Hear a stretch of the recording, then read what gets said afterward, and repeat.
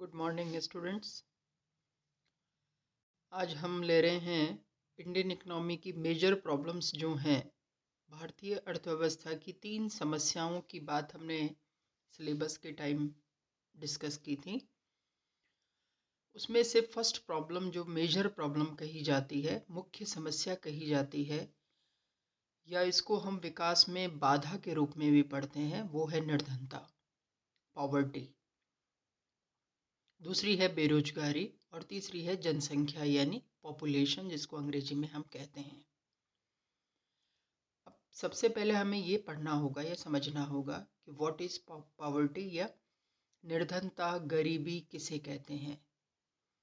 निर्धनता का basically meaning जो है, आधारभूत जो आशय है वो क्या है कि जब कोई व्यक्ति इतनी कम आय स्तर पर जीवन व्यतीत करता है कि वह अपनी मूलभूत आवश्यकताओं को भी पूरी नहीं कर पाता, तो वह निर्धन कहा जाता है। यानी आय के स्तर पर, उपभोग के स्तर पर, या जितना भोजन उसको चाहिए, इन 3 पैरामीटर्स पर किसी भी व्यक्ति की निर्धनता को मेजर किया जाता है, पॉवर्टी को मेजर किया जाता है। इनकम का मतलब कि वह इतनी कम आय अर्जित कर रहा है कि वह रोटी, कपड़ा, मकान, शिक्षा, स्वास्थ्य जैसी मूलभूत नीड्स को भी पूरी नहीं कर पा रहा। उपभोग का आशय क्या है कि यदि वह बहुत कम उपभोग कर पा रहा है, यानी कंजम्पशन पर बहुत कम व्यय करने की स्थिति में है इन्हीं सभी आवश्यकताओं पर, तो वह निर्धन कहलाता है।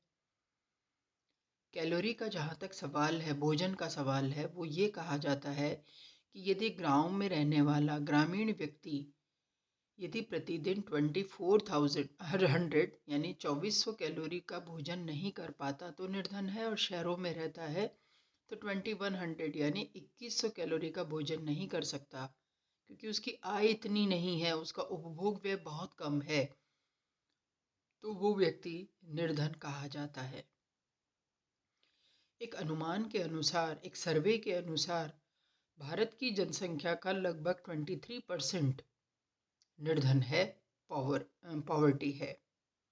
अब इस पॉवर्टी का कारण हम देखें तो बहुत सारे कारण हैं। उन कारणों को हम पढ़ते हैं। व्यक्तिगत कारण, पर्सनल कॉजेज, यानी कि जो किसी एक व्यक्ति पर आधारित हैं, जिसको एक सामान्य कारण के रूप में नहीं कहा जाता। अशिक्षा, हमारे यहाँ शिक्षा का जो लेवल है, जो एजुकेशन लेवल है, दैट इज़ वेरी लो। साक्षरता नो डाउट इंडिपेंडेंस के बाद बहुत तेजी से बढ़ी है और व्यक्ति शिक्षित होकर अच्छा रोजगार कर रहे हैं और अर्थव्यवस्था के विकास में योगदान दे रहे हैं।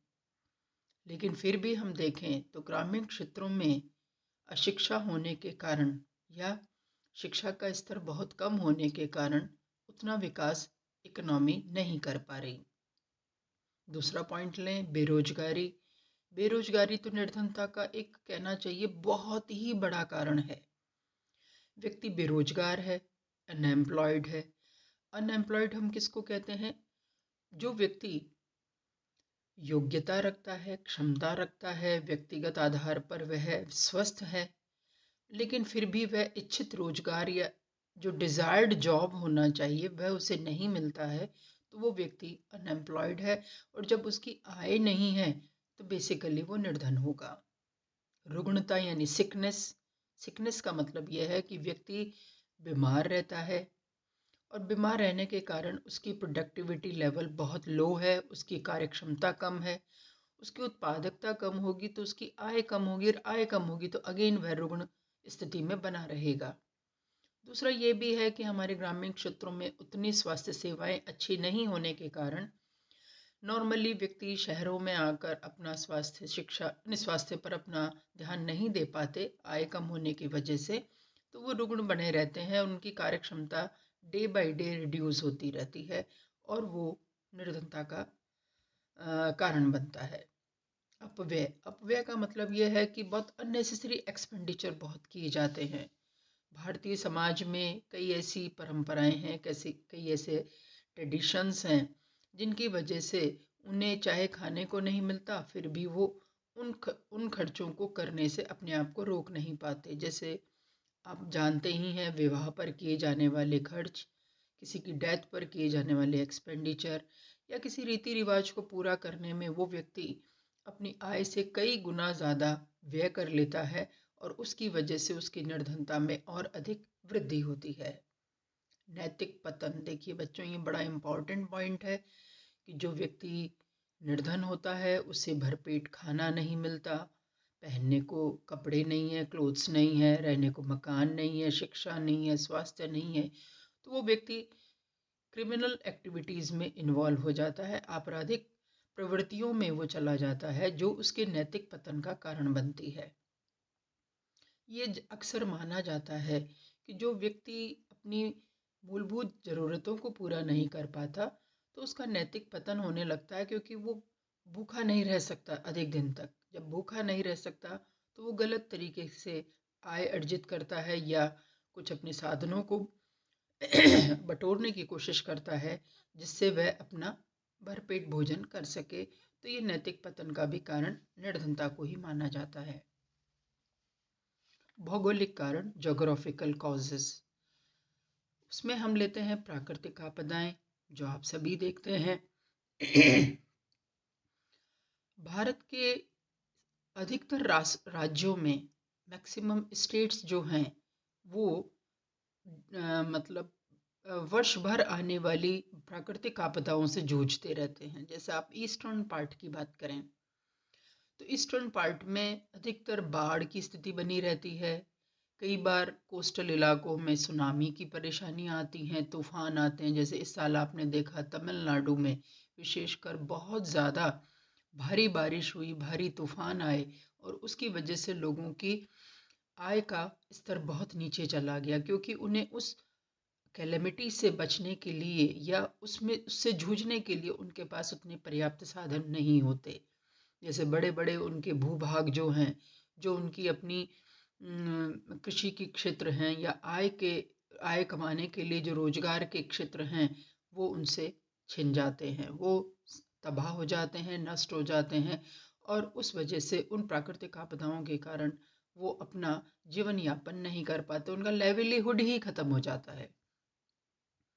प्राकृतिक साधनों का अभाव, जो पहाड़ी इलाके हैं, जो हिली एरिया हैं, बंजर लैंड है या जहाँ पर किसी भी तरह की आधारभूत सुविधाएं नहीं हैं, वहाँ पर प्राकृतिक साधन भी नहीं होते, तो लोग अपने रोजगार के लिए इधर से उधर माइग्रेट करते हैं और वो उनके लिए निर्धनता का कारण बन जाती है।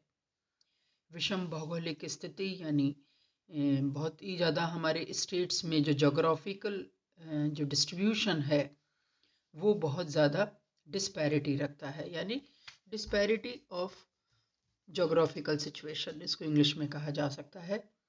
विषम भौगोलिक स्थिति का मतलब यही है कि जो विशेष रूप से हम बंगाल, उड़ीसा, आसाम और वो जो 7 स्टेट्स हैं उन सभी की बात करें, ईस्टर्न पार्ट की विशेष रूप से, या राजस्थान की बात करें तो 60% डेजर्ट का इलाका है, रेगिस्तानी इलाका है राजस्थान का। और इस वजह से यहाँ की इस भौगोलिक स्थिति में न तो कृषि होती है, न कोई इंडस्ट्रियल प्रोडक्शन हो पाता है, इंडस्ट्रीज़ नहीं इस्टेब्लिश हो पाती और उस वजह से वहाँ की स्थितियाँ ऐसी रहती हैं कि रहने वाले लोग अपनी मूलभूत ज़रूरतों को पूरी नहीं कर पाते। आर्थिक कारण, these are very important causes of poverty. Economic causes, number 1 is कृषि का पिछड़ापन। हालांकि ये माना जाता रहा है कि इंडिपेंडेंस के टाइम तक हमारा एग्रीकल्चरल लेवल बहुत अच्छा था, प्रॉस्पेरिटी थी, लेकिन ब्रिटिश साम्राज्य की वजह से हमारी कृषि क्षेत्र में बहुत ज़बरदस्त परिवर्तन आए, जमींदारी प्रथा आ गई और उस जमींदारी प्रथा ने हमारी एग्रीकल्चर को प्रॉस्पेरिटी से हटाकर एक बैकवर्ड एग्रीकल्चर के रूप में कन्वर्ट कर दिया। यानी ब्रिटिशर्स की जो पॉलिसी थी वो हमारी कृषि को बिल्कुल ख़राब कर चुकी थी। हमारा एग्रीकल्चरल प्रोडक्शन जो बहुत अच्छा होता था उसमें ज़बरदस्त कमी आई, लोगों को बेघर कर दिया, लोगों को भूमिहीन बना दिया, लैंडलेस बना दिया और उसकी वजह से वो एग्रीकल्चर पर उतना अब ध्यान नहीं दे पाते। इस ज़मींदारी प्रथा में क्या होता है कि लोग जो जिनके पास बड़े बड़े लैंड हैं, जिनके पास बड़े जो कृषि क्षेत्र हैं, वो तो अधिकतर विकास की स्थिति में चले जाते हैं। लेकिन जो निर्धन किसान है, जो पुअर फार्मर है, वो बहुत ही आधुनिक तकनीकों का प्रयोग अपनी कृषि क्षेत्र में नहीं कर पाता और उस वजह से उसकी कृषि का उतना उत्पादकता नहीं होती और वह अपना वर्ष भर का अनाज भी उत्पादित नहीं कर पाता और गरीबी की स्थिति में रहता है। फिर वही उसे जमींदारों से कर्ज लेना पड़ता है, लोन लेना पड़ता है और लोन का पेमेंट वह कभी नहीं कर पाता, क्योंकि जमींदारी प्रथा में ये भी देखा गया कि उनकी अकाउंटिंग इतनी ज़्यादा डिफेक्टिव होती है कि वह कभी भी अपना लोन पे ऑफ नहीं कर पाता और धीरे धीरे उसका इफेक्ट कृषि पर पड़ता है। और कृषि जब पूरा उत्पादन नहीं दे पाती तो उन्हें पूरा मूल्य नहीं मिल पाता और मूल्य नहीं मिलने से उनकी आय का स्तर वही बना रहता है जो बहुत समय से चलता है, तो वह एक गरीबी का बड़ा कारण माना जाता रहा है। आर्थिक विषमता, इकोनॉमिक डिस्पैरिटी। स्टूडेंट्स, आप जानते ही होंगे आर्थिक विषमता हम किसको कहते हैं। समाज के दो वर्ग क्रिएट होते हैं जिसमें एक वेल ऑफ और दूसरा है पुअर, यानी एक बहुत ज़्यादा अमीर व्यक्ति होते हैं और कुछ निर्धन व्यक्ति होते हैं। इस तरह से समाज दो भागों में बढ़ जाता है।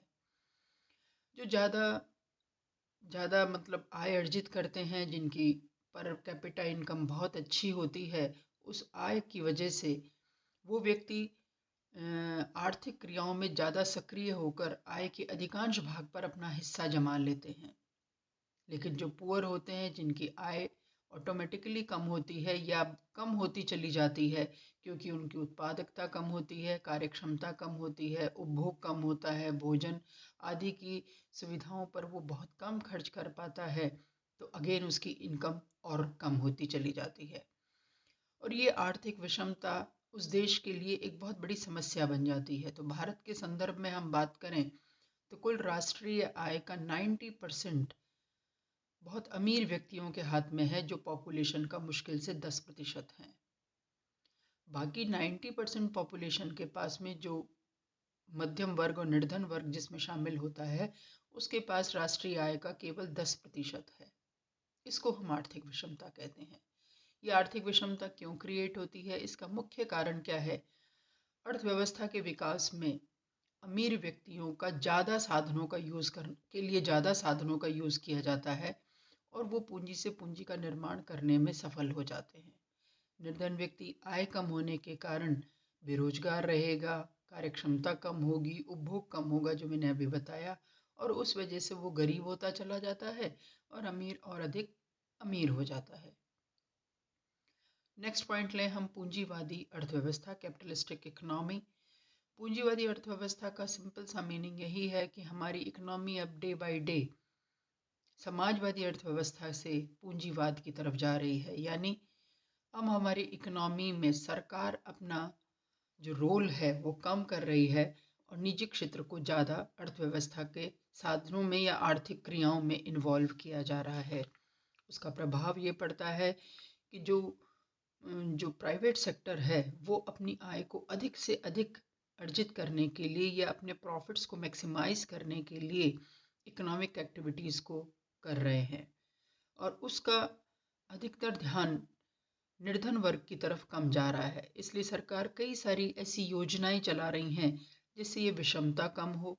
अर्थव्यवस्था में पूंजीवाद की स्थिति जो बन रही है, जिसमें प्राइवेट सेक्टर का डोमिनेंस है, वो भी कम होना चाहिए, जिससे समाज के प्रत्येक व्यक्ति को काम, रोजगार, आय, आर्थिक सुविधाएं, सामाजिक सुविधाओं का लाभ मिले। नेक्स्ट पॉइंट है पूंजी प्रधान औद्योगिक विकास।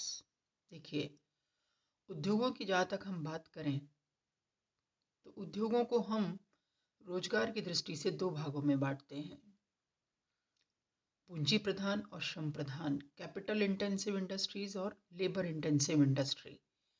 पूंजी प्रधान उद्योग वो होते हैं जिसमें इन्वेस्टमेंट अधिकतर मशीनों, नवीन तकनीकों, आधुनिक औजारों आदि के द्वारा होता है, जिसमें पूंजी ज़्यादा लगाई जाती है और श्रम का लेवल या रेशो काफ़ी कम होता है।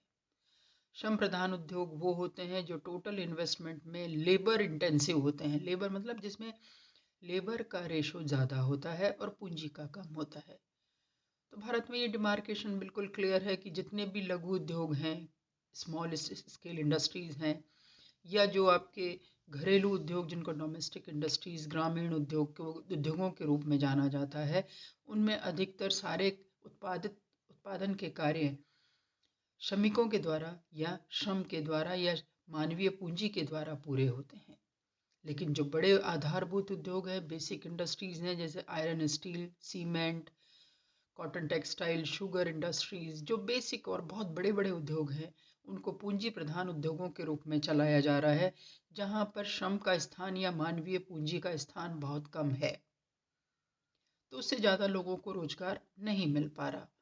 और अभी जो नवीन आर्थिक नीति आई, जिसको हम जिसमें निजीकरण, उदारीकरण और वैश्वीकरण की बात जो हम करते हैं 1991 से, उसके बाद से लघु उद्योगों को बहुत ज़्यादा लघु उद्योगों में कमी आई है। डे बाय डे वो बंद होते चले गए और बेरोजगारी बढ़ती गई और उसने और निर्धनता को जन्म दिया। अभी कोविड-19 की वजह से भी ये स्थितियां बनी कि लोग बहुत बुरी तरह से रोजगारहीन हो गए, बेरोजगारी की स्थिति बढ़ती चली गई, अर्थव्यवस्था बिल्कुल नीचे चली गई, औद्योगिक विकास हमारा काफ़ी कम हो गया। अब तेजी से डेवलप हो रहा है, नो डाउट, हम धीरे धीरे स्थिति को सुधार पा रहे हैं, लेकिन फिर भी अधिकतर उद्योग पूंजीवादी होने के कारण या पूंजी प्रधान होने के कारण उतना रोजगार नहीं दे पाते। व्यापार चक्र, ट्रेड साइकिल, जो किसी भी इकोनॉमी के आवश्यक स्थितियां हैं, हर अर्थव्यवस्था तेजी और मंदी के दौर से गुजरती है। या तो उस अर्थव्यवस्था में बूम होगा यानी तेजी होगी, या अर्थव्यवस्था में संकुचन होगा, डिप्रेशन होगा, या इन दोनों के बीच की स्थितियां होंगी। ये चार स्थितियां हर इकोनॉमी में आवश्यक रूप से देखी जाती हैं। भारतीय अर्थव्यवस्था का जहाँ तक सवाल है, कोविड से पहले हमारी इकोनॉमी मुद्रास्फीति के दौर से गुजर रही थी। वस्तुओं सेवाओं के बहुत ऊंचे मूल्य थे। ऊंचे मूल्य भी निर्धनता को जन्म देते हैं, क्योंकि जो व्यक्ति बहुत कम आय अर्जित करता है वो उतने आर्थिक साधनों का उपयोग नहीं कर पाता, उसका उपभोग व्यय कम हो जाता है, उसकी दैनिक आवश्यकताएं पूरी नहीं हो पाती और वह और अधिक निर्धन होता है। तो तेजी की स्थितियां किसी भी व्यक्ति के लिए अच्छी नहीं होती, लेकिन संकुचन उससे भी खराब होता है, क्योंकि संकुचन या डिप्रेशन जब इकोनॉमी में आता है, जैसा कि अभी आया, जो चल भी रहा है, ऐसी स्थिति में रोजगार बंद हो जाते हैं, उद्योग खत्म हो जाते हैं, कृषि क्षेत्र का विकास भी बहुत कम हो जाता है, यानी पूरी इकोनॉमी के तीनों सेक्टर में एक डिप्रेशन का माहौल होता है, जो कि बेरोजगारी को बढ़ाता है, और जहाँ बेरोजगारी बढ़ी वहाँ पर निर्धनता को ज़्यादा विस्तार मिल जाता है। व्यापक बेरोजगारी, नेक्स्ट पॉइंट, फिर अगेन हम वही ले रहे हैं जो आर्थिक कारण में भी है और व्यक्तिगत कारणों में भी आती है। इंटेंसिव अनएम्प्लॉयमेंट, भारत में बेरोजगारी का स्तर कोविड से पहले और कोविड के बाद हम देखें तो बहुत तेजी से बढ़ रहा है। लोग बिल्कुल बेरोजगार हैं। आपने देखा होगा कितना बड़ी मात्रा में लोगों का माइग्रेशन हुआ, करीब 2 से 2.5 करोड़ लोग शहरी क्षेत्रों से अपने गांव में चले गए या गांव की तरफ चले गए, जहां कोई उनको रोजगार नहीं मिला, भुखमरी की स्थिति बन गई और बहुत ही बुरा हाल हुआ। लेकिन ये हाल हालांकि इस व्यापक बीमारी की वजह से हुआ, लेकिन फिर भी हमारे देश में आर्थिक विकास उतना तीव्र गति से नहीं होने के कारण जनसंख्या बढ़ती रही और उस बढ़ती हुई जनसंख्या के लिए रोजगार के अवसर उतने नहीं बढ़े और ये बेरोजगारी निर्धनता को बढ़ाती रही। विशाल जनसंख्या, जो कि एक मूल कारण जिसको हम कहते हैं, जो बेसिक कॉज है निर्धनता का, वो ही है कि विश्व में भारत दूसरे स्थान पर है। जनसंख्या वृद्धि की दर को देखें 1.6% है, और उस दर की वजह से भारत के जो आर्थिक क्रियाएं हैं, जो आर्थिक साधन हैं, जो इकोनॉमिक फैक्टर्स हैं विकास के, उन सभी पर बहुत प्रेशर रहता है और उनमें उतनी वृद्धि नहीं हो पाती जितनी जनसंख्या की डिमांड बढ़ती है, तो वो भी निर्धनता को बढ़ाती है। अब लास्ट में लेते हैं हम सामाजिक कारण, सोशल कॉजेज। परंपरागत एवं रूढ़िवादी समाज है हमारा, ट्रेडिशनल एंड ऑर्थोडॉक्सी सोसाइटी, अब इस समाज की इस परंपरागत एवं रूढ़िवादी सोच के कारण हालांकि बहुत कम हुई है, धीरे धीरे लोगों में विकास के मायने समझ में आ गए। उन्हें राष्ट्रीय उत्पादन में अपने सहयोग की बात वो करने लगे। प्रगतिशील समाज हमारा धीरे धीरे हो रहा है, लेकिन फिर भी कहीं ग्रामीण क्षेत्रों में हम देखते हैं तो अभी भी वो पुरानी रीति रिवाज, संस्कार या सामाजिक सेटअप उनके होने के कारण वो काफ़ी निर्धन रहते हैं। दोषपूर्ण शिक्षा प्रणाली कहा जाता है, ये 2 बार टाइप हो गया बच्चों, एक बार देख लें। डिफेक्टिव एजुकेशन सिस्टम, जिसने हमेशा रोजगार का ध्यान नहीं दिया, केवल हर व्यक्ति शिक्षित तो हो गया लेकिन रोजगार आधारित शिक्षा प्रणाली का अभी भी हमारे देश में अभाव रहा है। लेकिन अभी हाल में ही हमारी केंद्रीय सरकार ने नई शिक्षा नीति की घोषणा की, जिसमें मुख्य रूप से वोकेशनल कोर्सेज को बहुत ज़्यादा फोकस किया गया। वोकेशनल कोर्स वो होते हैं जिन कोर्सेज को करके आप अपना खुद का रोजगार प्राप्त कर सकते हैं। तो ऐसी शैक्षिक स्थिति हमारी अभी तक नहीं रही, लेकिन आगे अब हम ये एक्सपेक्ट करते हैं, ये अपेक्षा करते हैं कि अब हमारी भारतीय जनसंख्या बहुत तेज़ी से अच्छी शिक्षा प्राप्त करेगी जो रोजगार प्रधान होगी, और जब रोजगार प्रधान होगी तो वहाँ पर बेरोजगारी और निर्धनता काफ़ी कम रहेगी। लास्ट में है संयुक्त परिवार व्यवस्था का विघटन, यानी जो जॉइंट फैमिली सेटअप है उसमें बहुत ज़्यादा अब कमी आ रही है। लोग एकल परिवार व्यवस्था में ज़्यादा अधिकतर रहने को ज़्यादा ध्यान दे रहे हैं। उससे क्या हो रहा है, पारिवारिक जो खर्चे होते हैं, जो एक्सपेंडिचर होते हैं, वो पहले के मुकाबले बढ़ते चले गए। और उसका सबसे बड़ा जो प्रभाव पड़ रहा है वो पड़ रहा है हमारी ग्रामीण अर्थव्यवस्था पर, जिसमें जब संयुक्त परिवार होता है तो एक बड़े लैंड पर एग्रीकल्चर की जाती है, जो कि बहुत ज़्यादा आर्थिक आधार पर लाभदायक होती है। लेकिन जैसे जैसे एकल परिवार होने लगे या न्यूक्लियर सिस्टम हमारे समाज में जन्म लेने लगा, तो उसी भूमि के कई टुकड़े उत्तराधिकारी आधार पर बढ़ते चले गए। वो किसी भी तरह से कृषि क्षेत्र को नुकसान पहुंचाने वाली स्थिति मानी जाती है। यदि एक भूमि के 4 टुकड़े हैं, फिर अगेन 4 हो गए, इस तरह से ये जो डिस्ट्रीब्यूशन ऑफ लैंड जो होता है, ये बहुत ही ज़्यादा निर्धनता को बढ़ाने वाला है। तो पारिवारिक स्थितियां या सामाजिक स्थितियों में संयुक्त परिवार व्यवस्था समाप्त होती जा रही है। वेस्टर्न कल्चर के आधार पर हम देख रहे हैं कि हर व्यक्ति अपने एकल परिवार की तरफ जा रहा है, तो वो उसके पारिवारिक खर्चे को बढ़ाता है, और जब एक्सपेंडिचर बढ़ेगा और आय नहीं बढ़ेगी तो निर्धनता जन्म लेगी। तो ये कुछ ऐसे कारण हैं स्टूडेंट्स, जिनको आप सभी अपने आसपास के वातावरण में या पर्यावरण में महसूस करते हैं कि कुछ व्यक्ति व्यक्तिगत तौर पे निर्धन है, कुछ आर्थिक आधार पर निर्धनता बढ़ रही है, कहीं सामाजिक कारणों की वजह से निर्धनता बढ़ रही है।